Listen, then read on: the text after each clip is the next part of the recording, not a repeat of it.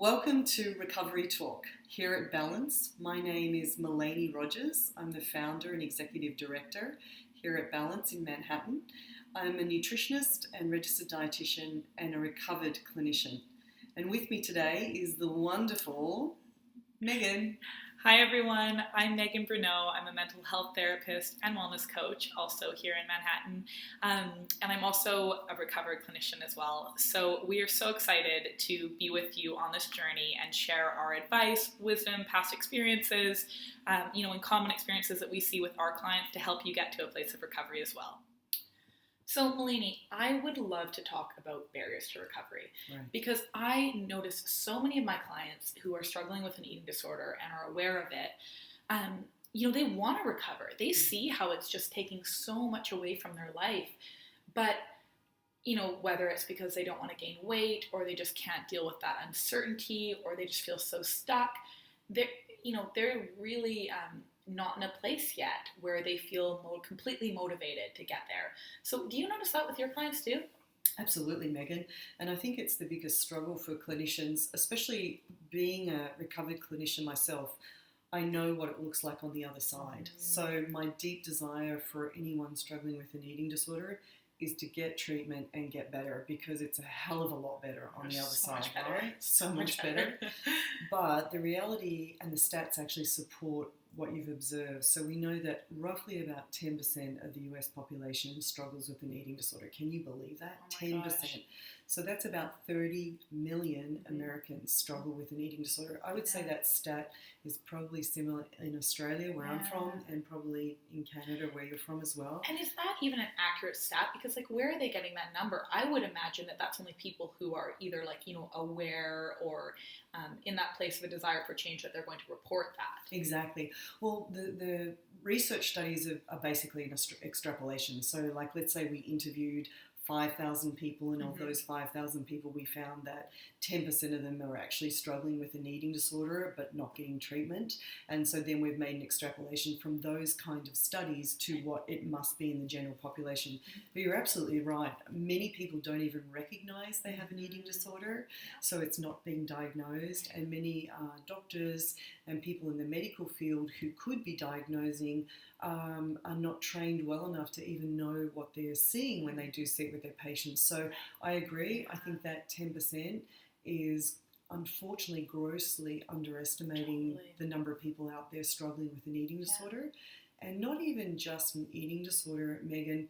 What kills me is that there's a lot more people out there who don't have a full-blown eating disorder but have what we call disordered eating, which is just as disruptive to your life and your relationships and your mental health and the crazy stuff that goes on in our heads on a day-to-day basis when you're struggling.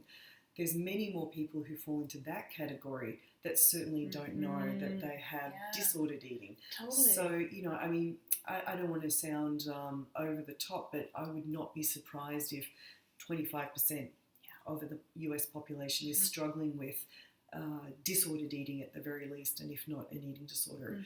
And we know actually that college campuses, the stat for college kids struggling with an eating disorder is around 25%. So I don't think I'm that far off in maybe expanding that percentage. So bottom line, a hell of a lot of people are struggling with eating disorders. Mostly women, we've known that historically, but also we're seeing more and more guys out there struggling. Yeah, absolutely. And in fact, there was a research study done very recently, the most recent study that was done in the elementary school population, and they showed that boys in elementary school and girls in elementary school were almost equally expressing concerns around body weight, shape and size.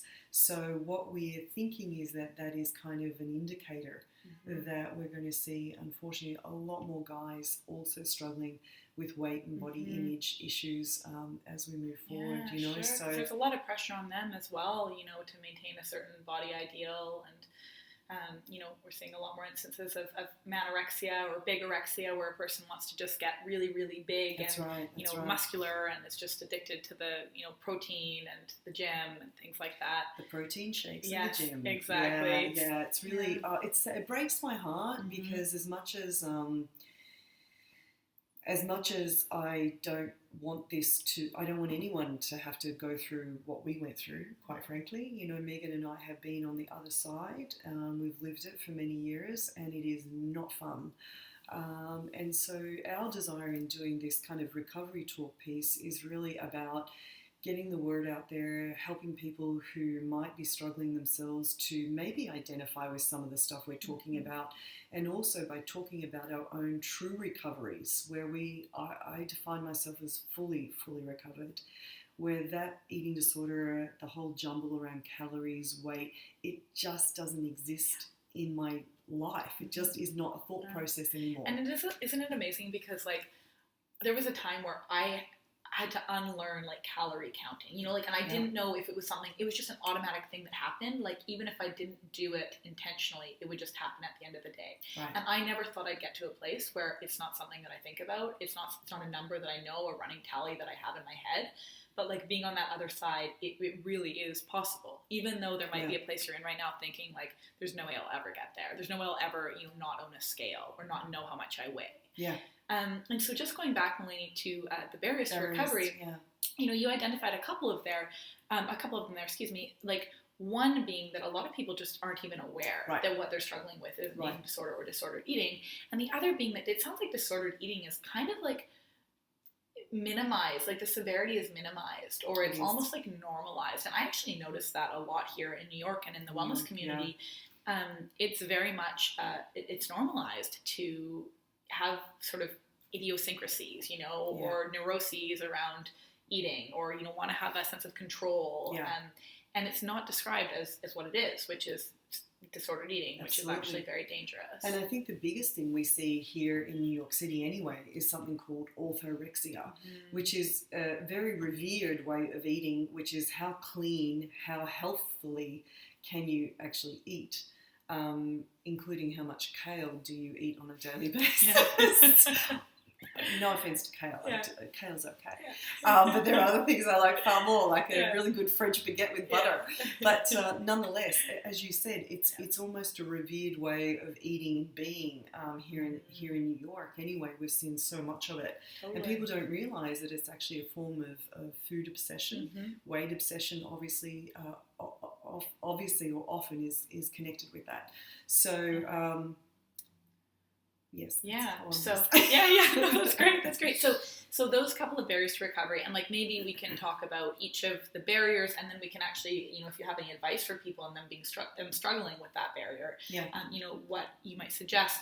So we talked about awareness. So not having awareness. Yeah. It almost being kind of normalized. So even if there's an awareness there, it's it's okay. Everyone else is doing it. Exactly. So it's enabled. It's exactly. So what other barriers to recovery do you see?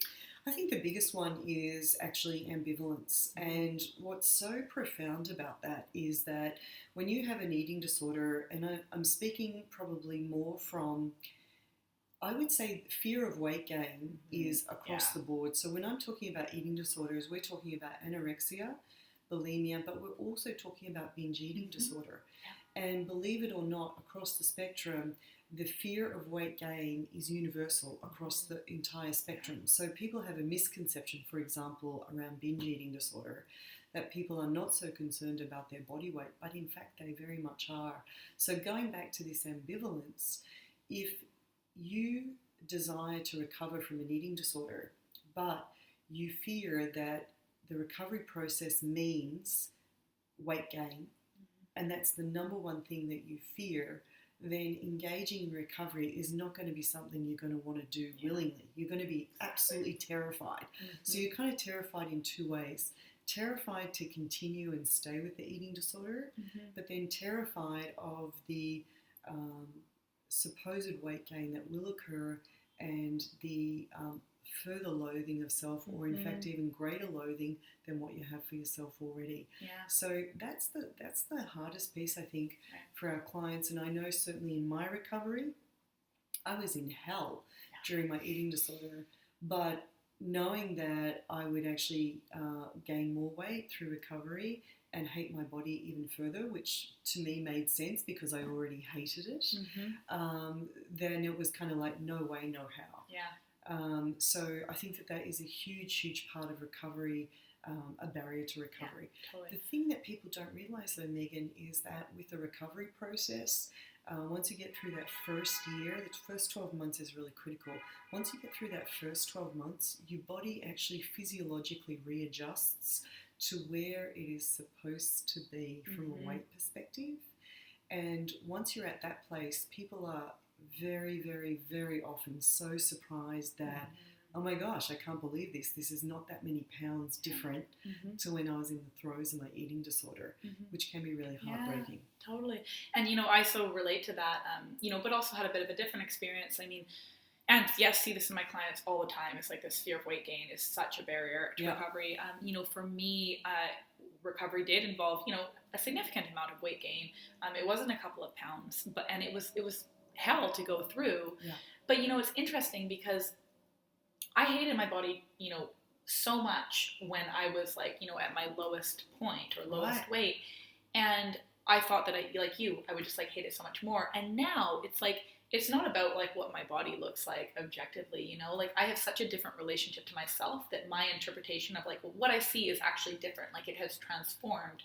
Yes. In terms of like what I see and how I feel when I look at myself in the mirror, and it doesn't have anything to do really with like what the actual physical body looks like. Yeah. And that's like something that will come out of recovery for anyone watching.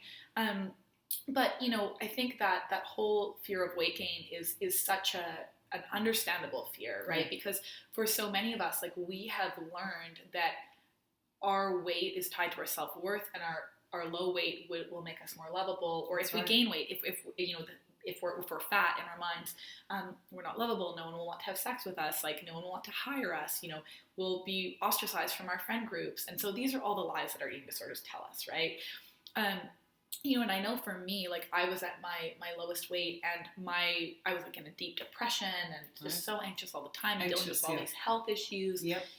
And it was I had such a great experience because I got dumped at that time, and I was, objectively in a very successful place in my career, and all the lies that my eating disorder had told me about how being thin would protect me from pain, they crumbled. Those became lies, and I was like, wow, they lied. The world lied to me. My eating disorder lied to me. My weight is not indicative of my self-worth. My weight will not protect me from hurt and pain. So that was such a wonderful experiential learning for me. Yes. But I think for a lot of people who maybe don't have that experience, they haven't hit that rock bottom place yet, or they haven't had that experience of, I don't know, I guess like the experience of recognizing that their weight is not actually correlated with success or love or self-worth or anything like that. So not. It's their eating disorder will continue to lie to them and say, nope, like don't do it. If you put on that weight, if you eat that bagel or whatever, like people will not love you, and like it will be even worse. You will hate yourself even more. That's exactly right. And to further illustrate or underscore that point, what we actually know from the clinical research is that distortion that we hang on to when we're in our eating disorder. They've actually now been able to do some really neat brain imaging. It's called functional MRI imaging. And what we've been able to see, at least when for the restrictive anorexic, there's a part of the brain where that lights up when we're thinking about body image or what we're seeing through our eyes, the reality of what we're seeing through our eyes. And that same part of the brain lights up when a schizophrenic is also experiencing an illusion or seeing something that is not there. Wow.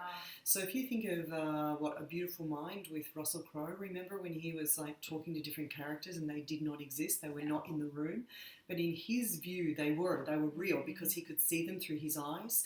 So that part of the brain is lighting up also for our anorexics. When they look in the mirror, what they're seeing to their eye is true. That distortion is true because they're seeing it through their eyes, but it's the brain malfunctioning in that area that is leading to this distortion.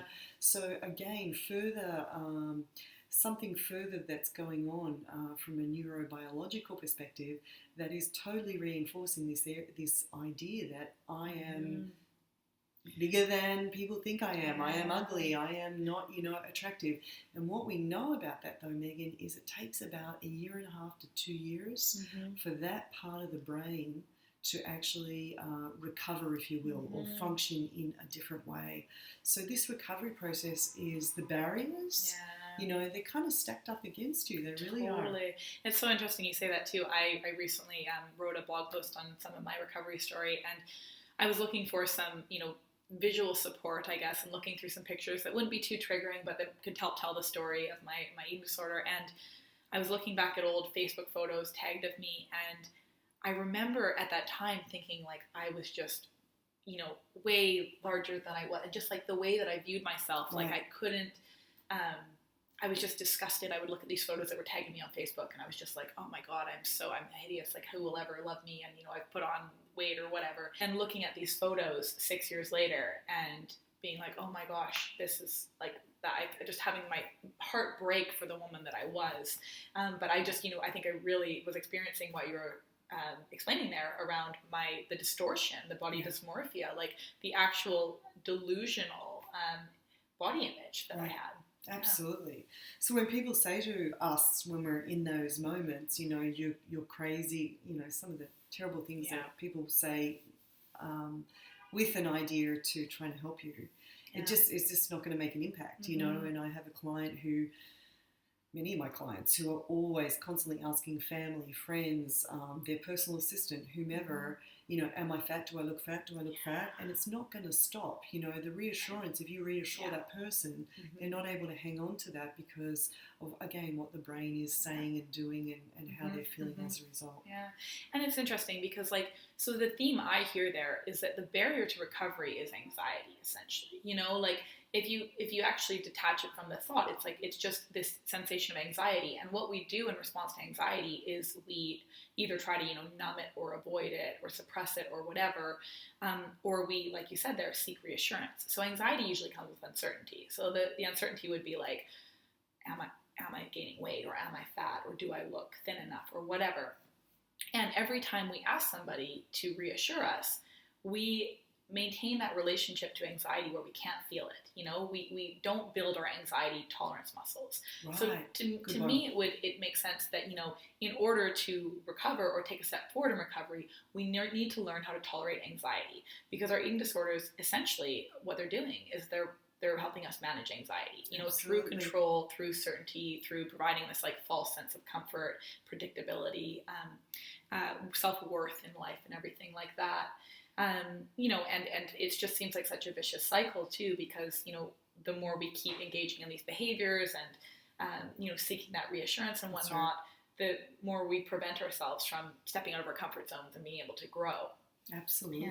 Absolutely. And when you think about it, so most of our clients, so we know from the stats, I love stats, so please forgive me, but 70 to 80% of our clients with an eating disorder have huge amounts of anxiety. So you've got anxiety as what we call a comorbidity, which means that it goes along with the illness.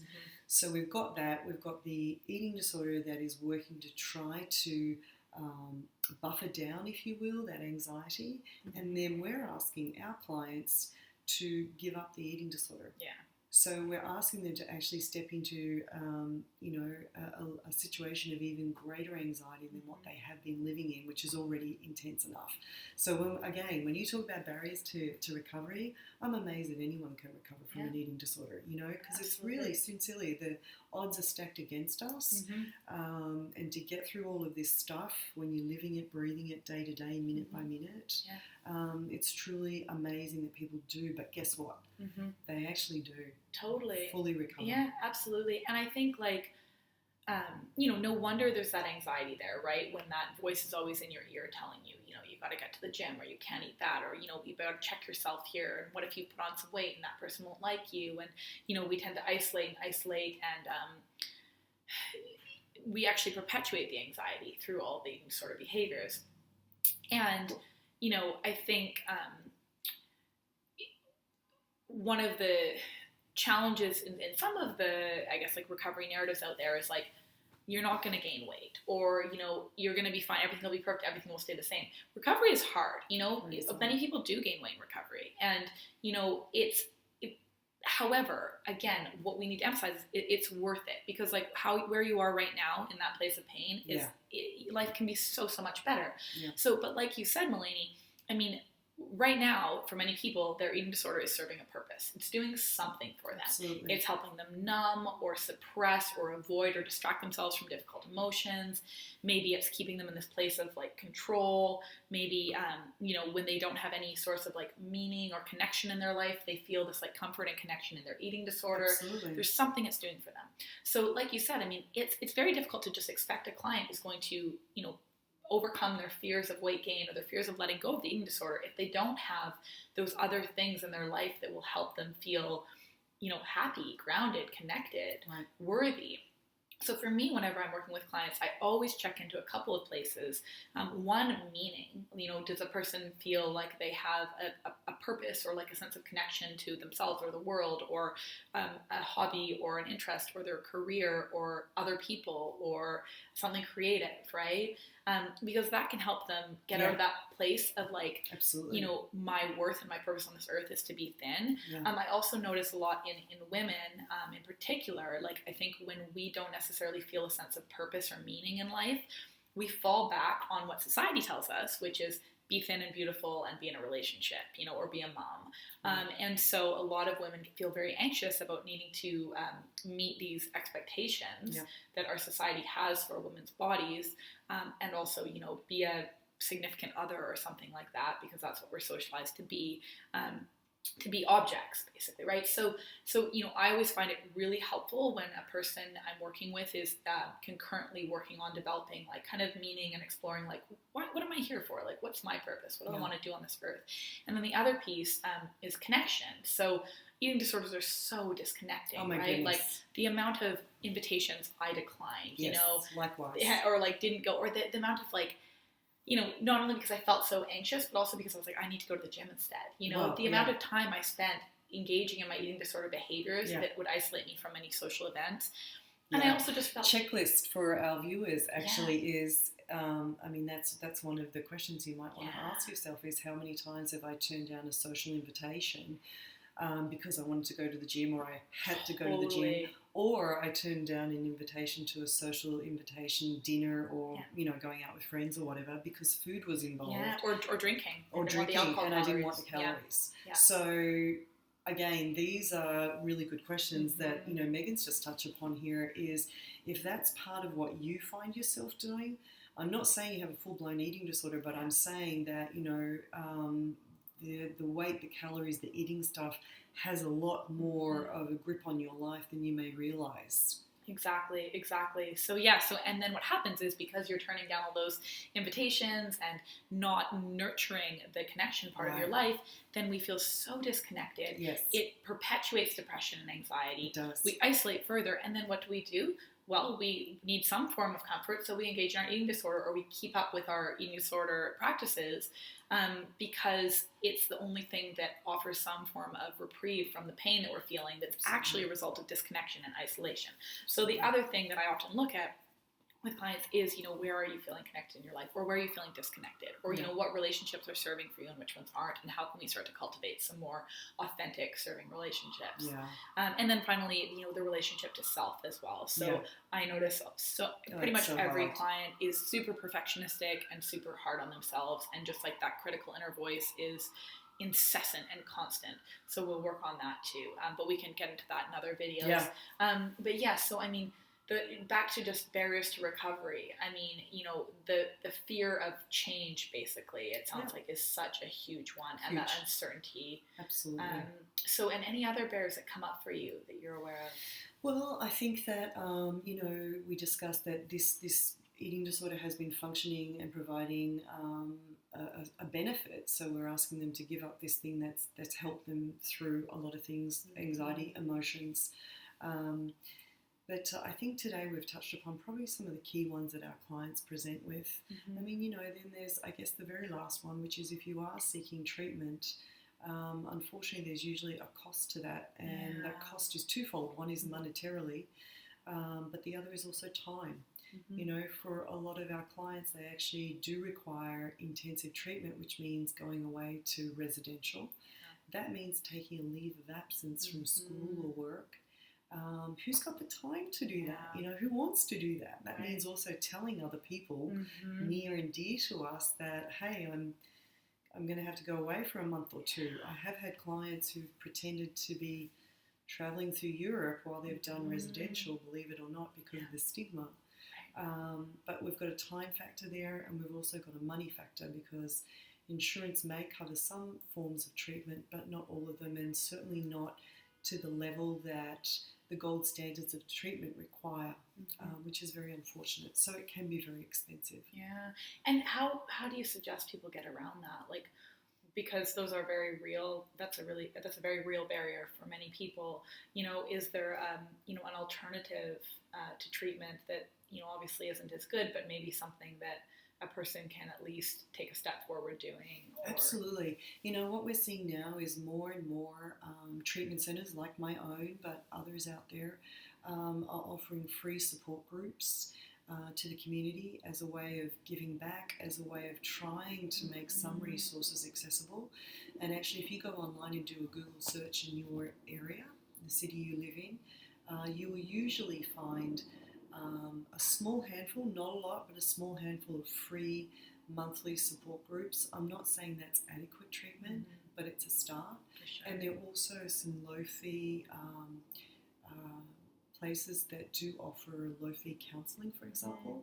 There's a few here in New York where the therapists are actually training. They're fully fledged therapists, but they're training to be specialised in eating disorders, and they're overseen by a clinical supervisor who has an expertise in eating disorders. But again, you know, this can be a more affordable option as well. But not a lot of it, but it does exist. Yeah, and speaking of online, you know, there are also online support groups and communities, you know, that are monitored and, you know, are at least a place to start where a person can begin to let go of some of that shame. Because, you know, shame, I mean, that's a huge barrier to recovery right there, right?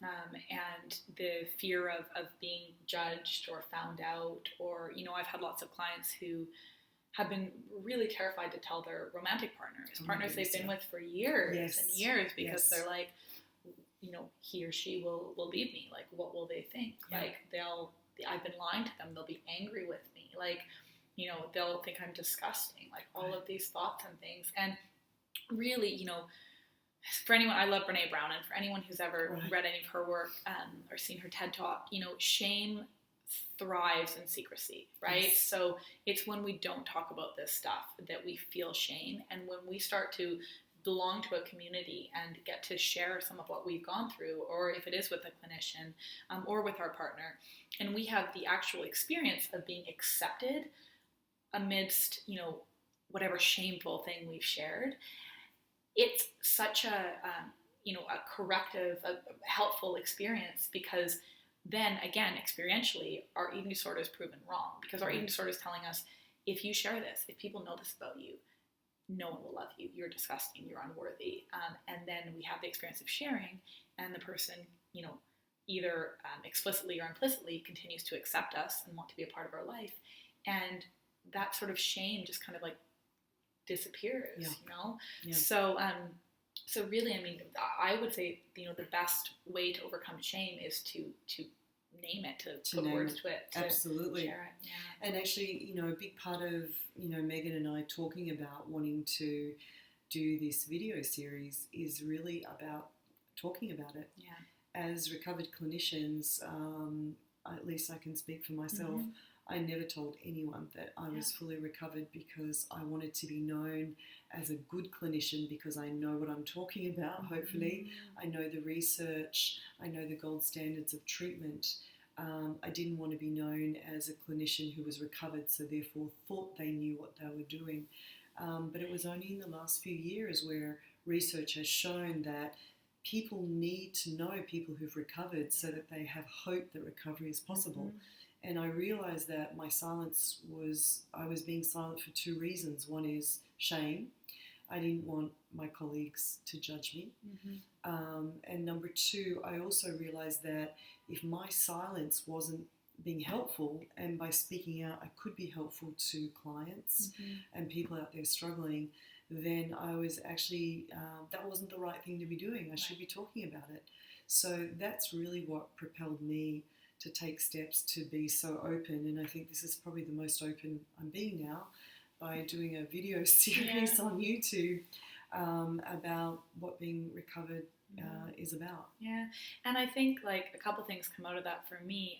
One is, for anyone who is wanting to seek help or tell someone about what they're struggling with, but just is so paralyzed by shame and fear. It is really hard the first time. It's really hard the first 5 times. It could be hard the first 50 times, but it gets easier once you start to have the language for it. It does. And you get the reinforcement from people who are like, oh my gosh, this is so helpful. You've shared this, or I'm so glad you shared this with me. Yeah. That's so reinforcing, and it's not as scary anymore. And, I remember the first time I told someone, I think I was about 15, and I was really struggling with bulimia at the time. And it's like I couldn't get the words out. It was just like, I felt like I was having a panic attack as I was sharing it, and I didn't have the language for it because I'd never said it out loud. Right. And now, I obviously, 15 years later, I can speak about it very freely. But I guess I would just say that for that person if you're looking to just tell that first person, like, you don't have to be eloquent. You don't have to make a lot of sense, and you don't have to get it right the first time. Yeah. And it's a conversation, Absolutely. Right? And also, just when you were saying, Melainie, that like you realized that it really helps people to be able to talk about this. Yeah. That actually, what I hear there is it gives you a sense of meaning. And so when we go back to that whole meaning piece I mentioned before, for a lot of my clients who've come through recovery, they're now advocates, Yes. and they're now in a place where they help other people. And if you're also struggling with like a why, like why do I recover? Why get to this place? Because if you are more recovered and if you can actually put some words to that or help other people who've gone through what they've been through, not only will you make a huge impact in this world, but it will give you a sense of purpose as well if that's maybe what you've been looking for. And I believe that, we can find meaning in everything, and everything does happen for a reason. And for many of us who go through this, we go through it so that we can ultimately help other people. I would not have gone into therapy had it not been for, I would not be a therapist now had it not been for my struggles, right? I wouldn't have the knowledge that I have now had it not been for that. Right. And I imagine, I'm going to make an assumption, Melainie, that it's similar for you. Yeah, absolutely. I never planned. I always wanted to be a nutritionist over being a doctor, for example, because I was interested in preventative care. But I never planned to go into eating disorders, even though I had my own eating disorder. Yeah. And the reason was actually, when you think about it, is twofold. One, I was in denial that I had an eating disorder.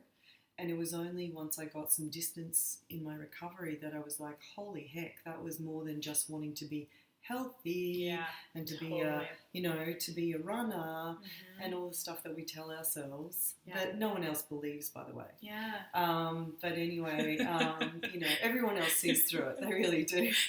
That you think no one knows, but actually often they do. But anyway, once I worked in the field of nutrition and I started working with different clients who would come in as a nutritionist, people come in and say, I want to lose 10 pounds or 20 pounds. And they train you with how to do that as a nutritionist. I'm sorry, but they do. I now have a whole different philosophy on that piece, but we'll get to that at another time. But I realized that a lot of my clients, their heads were spinning with obsession around food and weight and whatever. They may not have been at their lowest weight, or they may not have been purging 3 times a week anymore, but they still were caught up with the mind stuff. And I understood it because I'd been there. So I found myself asking questions that revealed a lot more of what was going on that I wouldn't have thought to normally ask because I wouldn't know. Because so much of this is obviously behind the scenes. Well, and I think this is such a great point you bring up because, again, when we talk about barriers to recovery, we talked about people believing it's not bad enough, or the sort of disordered eating that doesn't have like the DSM criteria. The DSM is a diagnostic and statistical manual that, you know, is in its 5th edition now, and basically determines, you know, what defines like pathology. Right. And, you know, there are benefits to this manual, but there are also some drawbacks. And in my opinion, one of the drawbacks is that it creates a set of criteria in which a person at that point has an eating disorder. And if you don't fit that criteria, then you technically don't have an eating disorder. Right.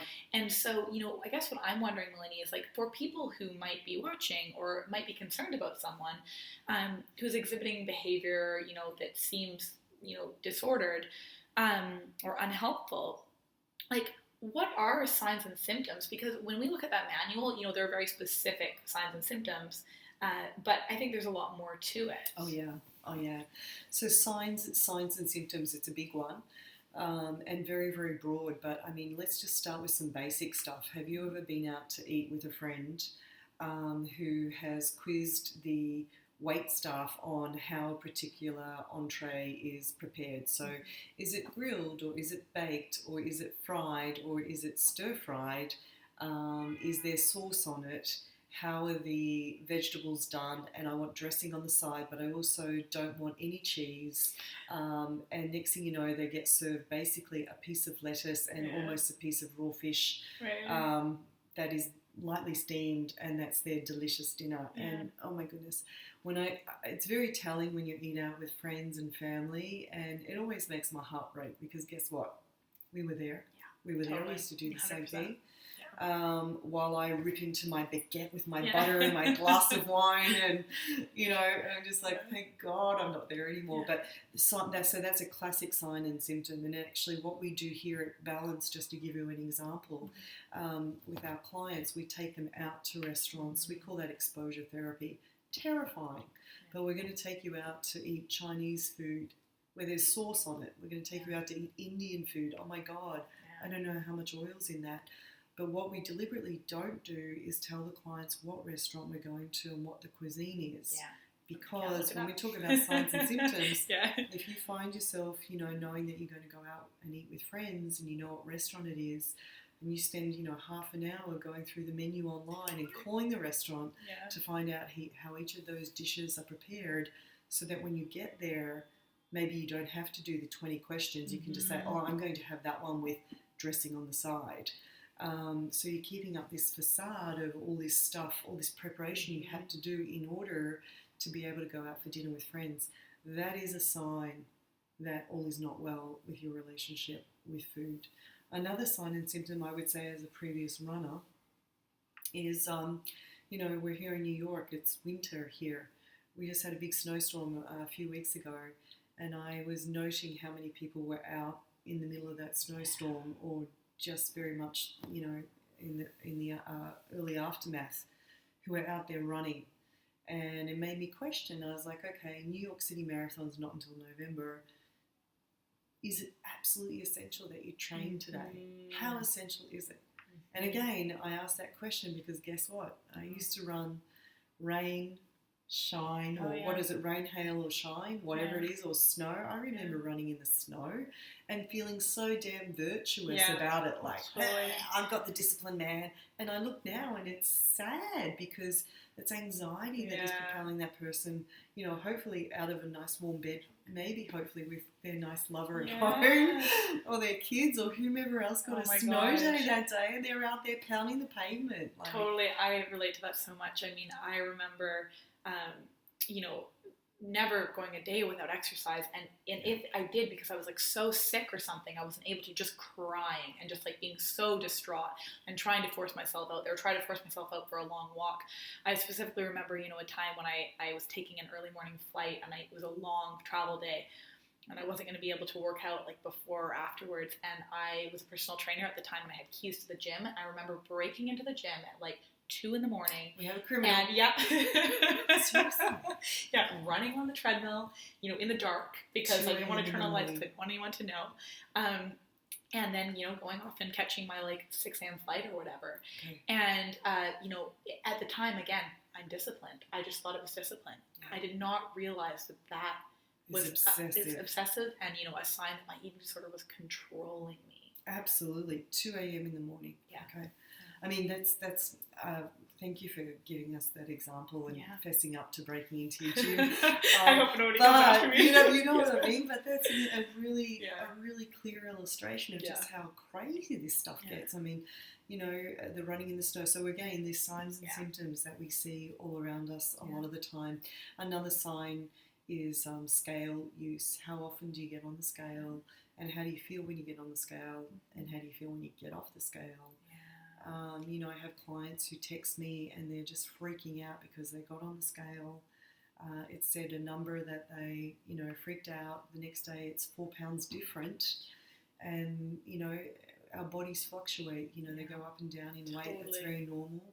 But obsessive use of the scale. So a big thing that I like to encourage my clients to do, as terrifying as it is, get rid of the scale, throw it out. Right. We actually have a scales cemetery here at Balance. I am not kidding you. If you come here in one of our black back cupboards, we have so many scales that clients have brought in and given away to us because they want to stop that obsessive, use of the scale. Another sign and symptom I would say, Megan, is body checking. Mm-hmm. So a little bit different to using the scale, but body checking could be anything from, pinching yourself on certain areas of your body. Some of my clients talk about certain bones that if they're protruding or they can see them in a visible way, that means that they're at a certain weight. Right. So there's those sorts of things. But body checking is a big one, and people will not even realize they're doing it, becomes so habitual. Can I get all of my fingers around my wrist or whatever it might be, what body percentage fat do I have? And again, I mean, to me, I just hear managing anxiety, right? Totally. Like finding a place of certainty, not being able to cope with uncertainty and wanting to seek that reassurance and that momentary comfort that comes with the body check, Absolutely. right? But actually perpetuates it. Pain and anxiety and loneliness, isolation, all those sorts of things. Because you're just feeding into it, pardon the pun, but you are. Totally. Yeah. Any other signs and symptoms that, a person might notice within themselves or someone else? I would say, checking clothing. So I have clients who have a certain pair of jeans, and if they can fit into those jeans, all is well. Right. But if they cannot, then all hell has broken loose. Mm-hmm. So, using a favorite pair of jeans as a way of kind of managing where your weight is at would be another sign. Mm-hmm. And then, I hate to say it, but having an eating disorder leads to a need to protect the eating disorder, which leads to a lot of deception. Yeah, so if you find yourself lying, or lying through omission, or saying, oh guys, I've already eaten, but I'll join you for coffee afterwards, these sorts of things, those are signs again that all is not well.